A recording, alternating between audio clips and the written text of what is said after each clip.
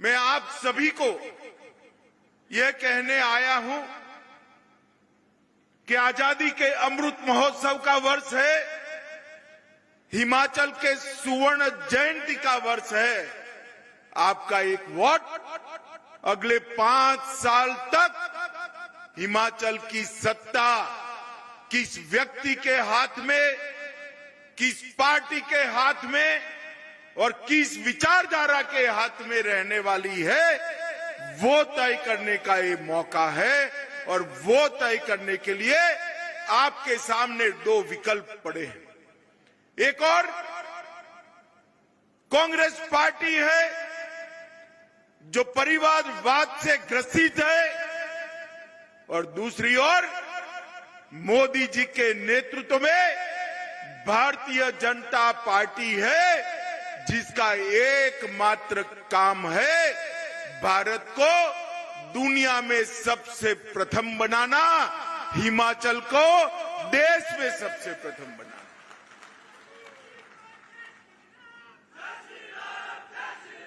और ये दोनों के बीच में आपको निर्णय करना है। और मित्रों, मैं यही बताने आया हूं कि वीर भूमि हिमाचल, ये देवभूमि हिमाचल, मैं यहां जब भी आता हूं तब हिमाचल की वीर माताओं को हमेशा प्रणाम करना चाहता हूं मित्रों, क्योंकि ये हिमाचल की ही भूमि है जिसने अपनी आबादी के अनुपात में देश में सबसे ज्यादा यहां की माताओं ने अपने बेटे सेना के अंदर भेजकर देश की सुरक्षा को सुनिश्चित किया।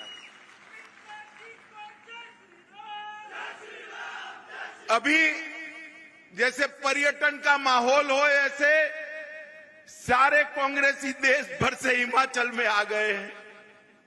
मैं उनको एक बात पूछना चाहता हूं कि हिमाचल के ढेर सारे बेटे सेना में काम करते हैं, देश की सुरक्षा के लिए अपनी जान न्यौछावर करते हैं।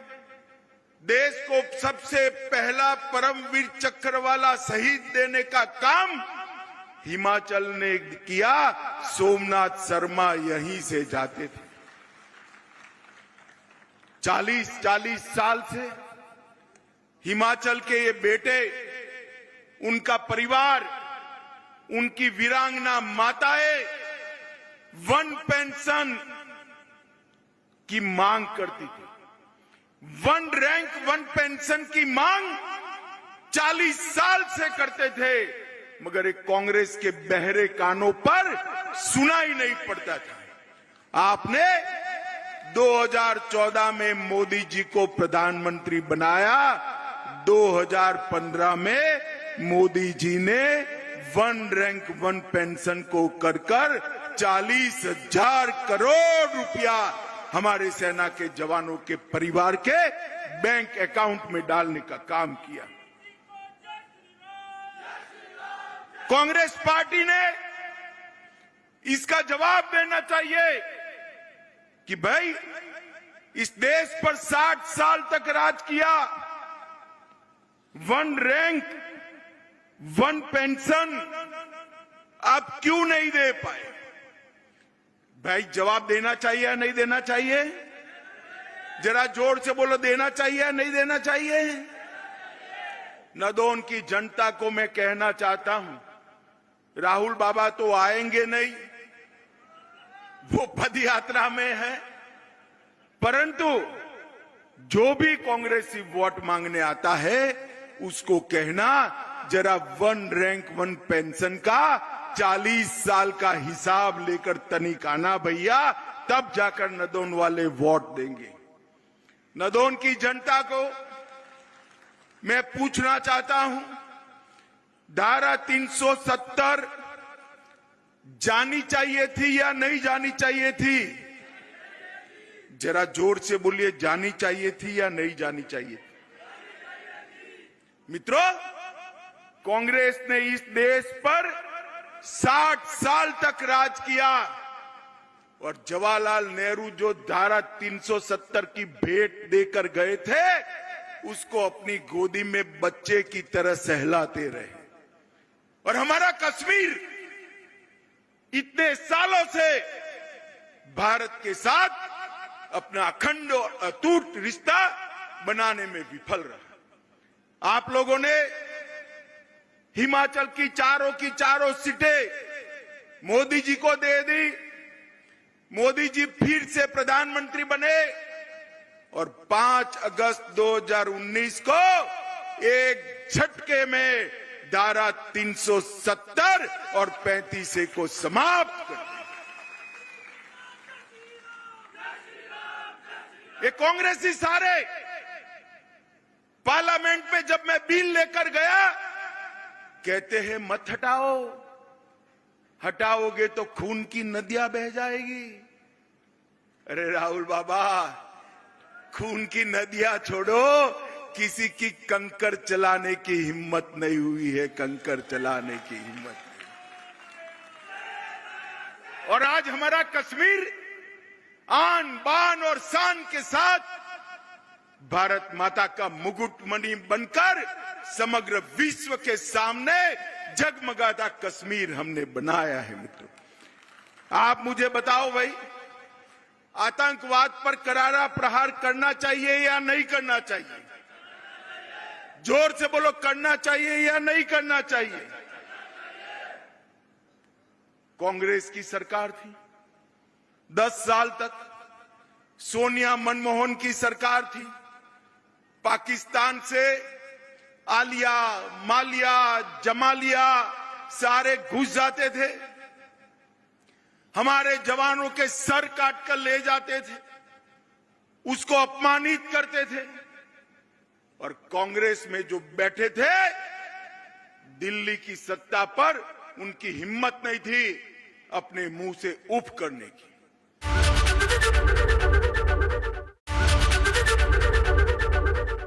देखो, जब हम कमजोर होते हैं तो कोई भी हमारा गिरबान में हाथ डाल देता है। याद रखो, ये मैं बार बार लोगों को बोलता हूं। कई बार मेरे से लोग पूछते हैं मिंजो क्या मिला, मिंजो क्या मिला। मैं सबको बोलता हूं, ये जमीनों की कीमत ऐसी बढ़ रही है क्या? ये 2-2 मिनट में आप जगह पर पहुंच रही है, ऐसी हो रहा है क्या? ये सबके घरों में बाथरूम हो गया और बाथरूम में 24 घंटे पानी आ गया, ये ऐसी हो गया क्या? बावड़ियों की तरफ दौड़ते थे, 2-2 किलोमीटर जाकर के एक घैला पानी लाते थे तो गर्मी गुजरती थी, वो भी हमने देखा। लेकिन हक को बचाने के लिए जब चुनाव का समय आए तो ध्यान रखो कि आपको किस चीज पर ध्यान रखना है। ये बंदला, क्या ये सच्चाई नहीं है कि बंदला में रिश्ता नहीं देते थे लोग, पोखर का पानी पीते थे? आज वहां 60 लाख लीटर प्रतिदिन बंदला में पानी आता है। इस बात पर समझ जाए। कोल डैम, कड़ाई डैम इसको बोलते थे, 40 साल से कोल डैम का काम नहीं चला। अटल जी आए तो उन्होंने चलाया और उसके बाद उसका काम शुरू हुआ। मैं अभी आपके सामने बता रहा था कि 2017 तक हमको कोल डैम नहीं, हमको हाइड्रो इंजीनियरिंग कॉलेज नहीं मिला। बाद में मैं मंत्री बना, प्रेम कुमार धूमल जी की, जयराम जी की सरकार आई और ऊपर मोदी जी की सरकार आई, तो फिर से दिल्ली में बैठ के MOU दिया गया और फिर पैसे दिए गए और फिर 1.5-2 सालों के अंदर ये बंगला का ताज बनकर के खड़ा हुआ। आज हाइड्रो इंजीनियरिंग।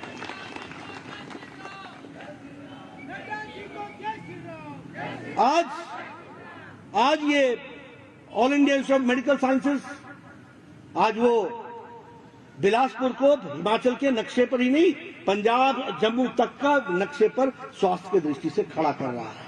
अब PGI नहीं जाना पड़ेगा, अब हमारा इलाज यहीं पर होगा, उत्तम इलाज होगा। इस बात को भी हमको समझना चाहिए। ये मुद्दे हैं, ये मंदिर, ये डूबे हुए मंदिर, कोई नहीं पूछा, आज इनको निकाला जा रहा है, निकाल करके इसको सजाया जाएगा, सतलज पर इसको आगे बढ़ाया जाएगा, सतलज पर इसको सजा करके टूरिस्ट स्पॉट बनेगा। 1400 करोड़ रुपीस खर्च होंगे, 1400 करोड़ रुपए, और इसमें से आमदनी होगी, आमदनी के लिए टूरिज्म स्पॉट बनेगा। इस तरीके की बातों को आगे बढ़ाया जाए। मैं 2 दिनों के अंदर ये भजवानी पुल का 103 करोड़ रुपए का सैंक्शन लेकर के आया। ये है सरकार। एक 2 दिनों के अंदर सैंक्शन आई। ये लक्ष्मी और सत्ता और ये दुर्गा ऐसे नहीं टिकती, टिकाने वालों में भी दम चाहिए। और इसलिए मैं चाहता हूं कि आप 12 तारीख के दम को समझिए। मैं आपके वोट की बात नहीं कर रहा हूं, आपका वोट तो आएगा ही। धूप में बैठ के आप मुझे सुन रहे हैं, आप पार्टी को आगे बढ़ाना ही चाहते हैं, लेकिन गांव में कोई भी व्यक्ति न रह जाए जो कमल पर मोहर न लगाए, इस यज्ञ में अपनी आहुति न दे, इस बात को हमको सोचिए। इसलिए मैं आपसे निवेदन करना चाहता हूं, गांव के लोगों को समझाइए, सब लोगों को बताइए।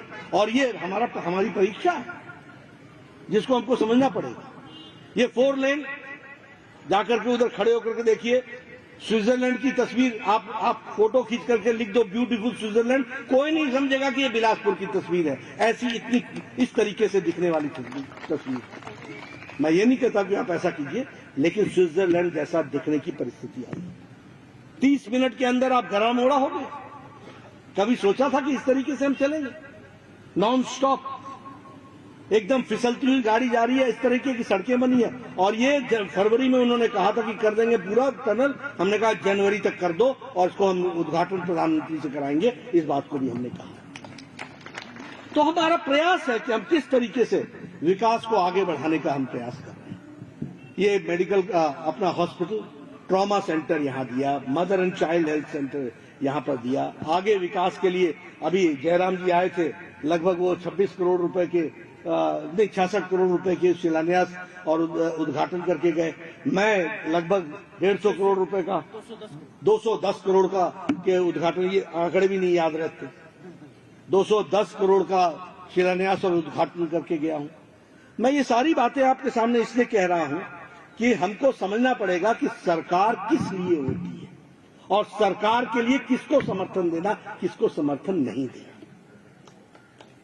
ये डिफेंस के लिए आप बताइए, ये अटल टनल महत्वपूर्ण था कि नहीं था? 2003 में अटल जी इसका शिलान्यास, 2002 में अटल जी इसका शिलान्यास करके गए। सोनिया गांधी जी की 10 साल यूपीए की सरकार रही, 1300 मीटर बनी। और जब बीजेपी की सरकार मोदी जी के नेतृत्व में आई तो 3 साल के अंदर 10 किलोमीटर का टनल खोद करके और अटल टनल के नाम से वह विकास की एक नई कहानी लिख दी और लाहौल स्पीति लेह लद्दाख सीधा जुड़ गया।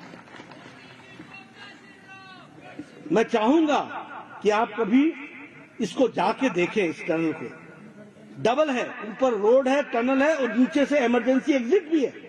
हर तरीके से उसको मोस्ट मॉडर्न टनल बनाया गया है, डिफेंस के पर्पज से बना। इतना फर्क, इतनी सारी चीजें हुई हैं। इसलिए मित्रों, यहां की भी अगर मैं बात करूं विकास की दृष्टि से, जयराम ठाकुर जी ने 5 साल के अंदर 6000 किलोमीटर ग्रामीण सड़क बनाई है। 6000 किलोमीटर कोई छोटी घटना नहीं, बहुत बड़ी घटना। गांव-गांव को सड़क से जोड़ा है। यहां अगर कोई सड़क रह गई होगी तो झगड़े के कारण रही होगी, अदरवाइज कोई भी गांव नहीं रहा जहां सड़क नहीं पहुंची है। उसका प्रयास हुआ है, उसको पूरा किया गया।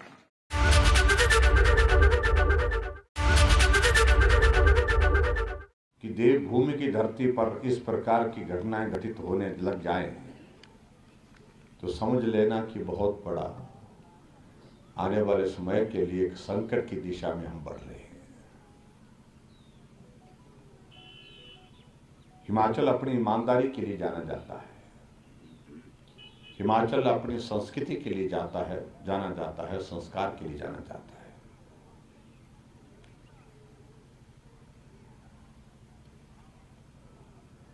जब इस प्रकार के लोग सारी व्यवस्था को पकड़ने की कोशिश कर रहे हैं, जकड़ने की कोशिश कर रहे हैं, जिनको संस्कार से कोई लेना नहीं, संस्कृति से कोई लेना नहीं,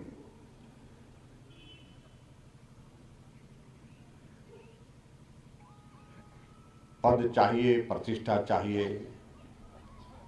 उसके लिए कुछ भी कर देंगे, तो समझ लेना कि ये देवभूमि की संस्कृति के खिलाफ चल रही है।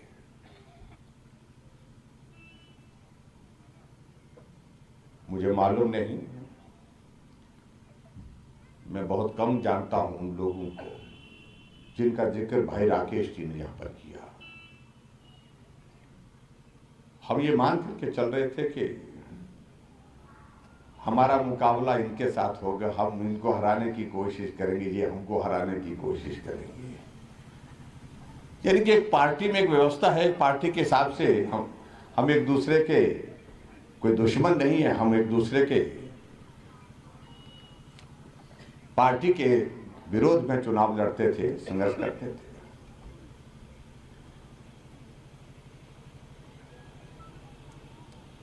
लेकिन दल बल का इतना प्रभाव हो जाएगा ये हमने कभी कल्पना नहीं की थी।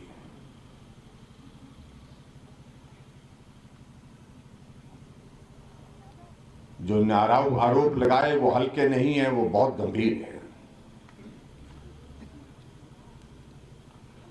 और मैं इस बात से सहमत हूं कि उस पार्टी में ये सारी चीजें बहुत आम हैं, रूटीन है।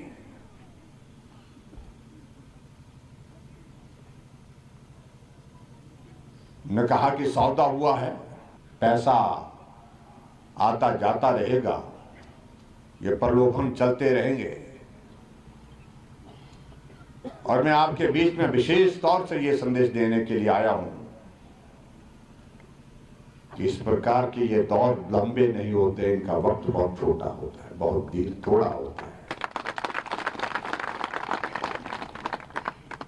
आखिर कब तक सारी व्यवस्था को धनबल के बलबूते अपने अनुकूल करते रहेंगे, अपने लिए करते रहेंगे। इसलिए मैं उस पर कुछ नहीं कहना चाह रहा। और उस पार्टी की स्थिति तो ऐसी है, और यही कारण है कि पूरे देश में उस पार्टी की स्थिति ये हो गई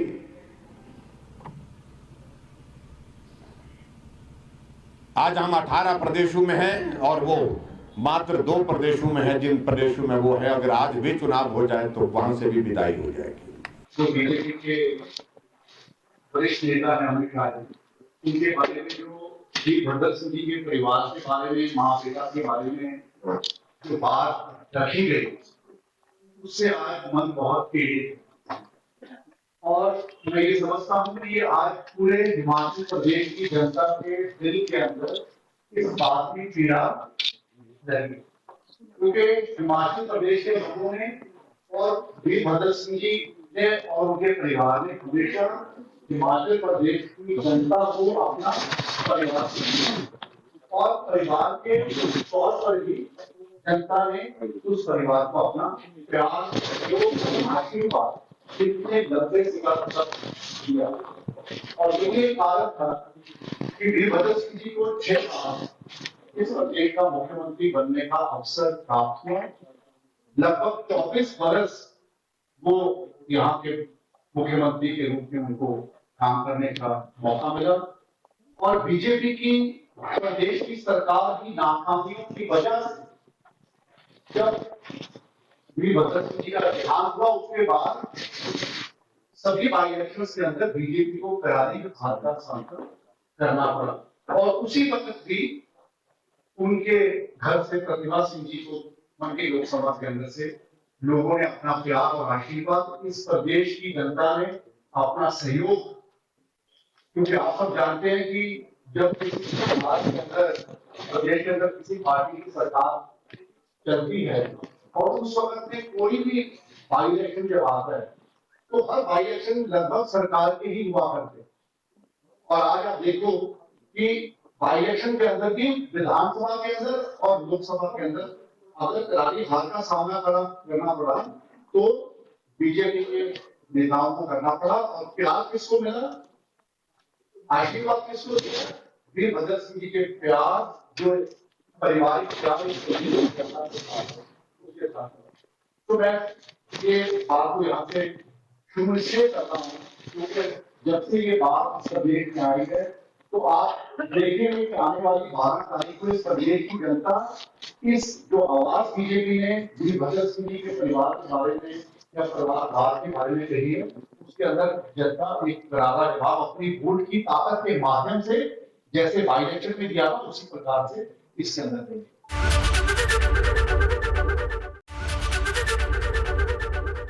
वैसे तो हिमाचल प्रदेश में आजकल ठंड बढ़ रही है, लेकिन सियासी पारा पूरी तरह उफान पर है। हिमाचल प्रदेश में प्रचार तेज हो गया है। हमारे साथ भाजपा हिमाचल प्रभारी अविनाश राय खन्ना जी हैं। खन्ना जी, आप प्रदेश भर का दौरा कर रहे हैं, किस तरह का प्रचार चल रहा है, किस तरह का रिस्पॉन्स जो है भाजपा को मिल रहा है? सबसे पहले आपका धन्यवाद कि आपने हमारी बात को दर्शकों के बीच में, वोटर के बीच में रखने का मौका दिया है। मैं ऑलमोस्ट सभी कंस्टिट्यूंसी में जाके आया हूँ। वहाँ की जनता से भी संवाद हुआ है, कार्यकर्ताओं से संवाद हुआ है। इस बार जो हमारे 5 साल की परफॉर्मेंस है, केंद्र सरकार की जो योजनाएं हैं और संगठन की जो मजबूती है, उसके कारण मैं समझता हूँ कि भारतीय जनता पार्टी एक कंफर्टेबल पोजीशन में है और हम लोग कंफर्टेबल मेजॉरिटी से जहाँ पर जीतेंगे, सरकार बनाएंगे। जिस तरह सर टिकट आवंटन हुआ, उसके बाद कुछ आपके जो नेता हैं उन्होंने बगावत कर दी है, निर्दलीय चुनाव लड़ रहे हैं, कितना बड़ा संकट मानते हैं भाजपा के लिए? भारतीय जनता पार्टी का चुनाव कार्यकर्ता लड़ता है, संगठन लड़ता है और जितनी भी सरकार की योजनाएं हैं उसका व्याख्यान भी वही करता है, उनसे संपर्क भी वही करता है। तो इसलिए जब संगठन चुनाव लड़ता है तो जिसको पार्टी टिकट देती है, संगठन उसके लिए काम करता है। तो मैं दावे के साथ कह सकता हूं कि जिनको हमने टिकट दिया है वही इस चुनाव में जीतेंगे। जो रिवेल हुए हैं, रिवेली किया उन्होंने, विरोधता की है या पार्टी छोड़ी है, जब हमने निकाल दिए हैं, तो पार्टी का कार्यकर्ता आपने देखा होगा कहीं भी कोई कार्यकर्ता उनके साथ नहीं गया। वो अपनी पार्टी के साथ खड़ा है, वो अपनी पार्टी के संगठन के साथ खड़ा है। इसलिए उनका ज़्यादा असर नहीं होने वाला। लोग मानते हैं कि जो पार्टी का नहीं हुआ वो जनता का क्या होगा, तो इसलिए मैं उनको ज़्यादा अहमियत नहीं देता। सर, आपके 2 पूर्व मुख्यमंत्री हैं, शांता कुमार जी और प्रेम कुमार धूमल जी, वो प्रचार में नज़र नहीं आ रहे हैं। क्या वजह है? क्या वो प्रचार में आएंगे कि इसी तरह से उनकी जो सक्रियता है अभी जो देखने को नहीं मिली है उसी तरह से देखने को मिलेगा? शायद आपको इस बात की जानकारी नहीं है, जहाँ आप कवर नहीं कर पाए। शांता जी ने अभी जो हमने 68 रैलियां की हैं, उन्होंने एक रैली को संबोधित किया।